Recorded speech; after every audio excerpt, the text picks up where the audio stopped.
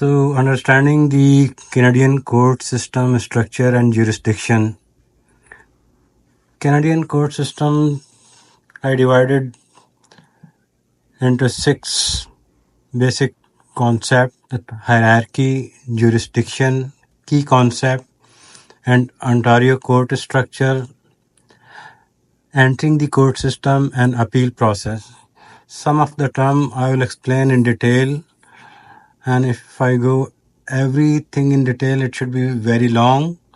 So I'll give you the general idea and the basic concept of Canadian court system. So in hierarchy, on top, it's Supreme Court of Canada. That is the highest arbitrator of the court system.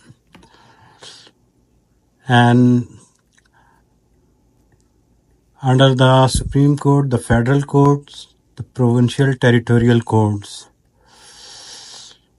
If I further divide the Supreme Court of Canada, it's federal court. Federal court has the Federal Court of Appeal, Federal Court of Trial Division, and specialized federal courts. If we talk about the provincial and territorial court, provincial and territorial court consist of on top Court of Appeal and below the Superior Court. Superior Court have further parts that inherent jurisdiction. Inherent jurisdiction mean that they have from the history and some common law and combination of those. And it's contain the serious criminal cases, significant civil cases, and divorce cases for the Superior Court.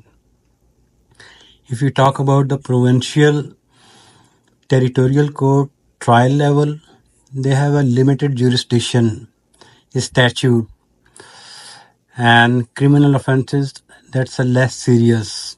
Family law, excluding divorce. In provincial court, no divorce. And some youth offenses, traffic violation, like Provincial Offence Act, and the regulatory offenses.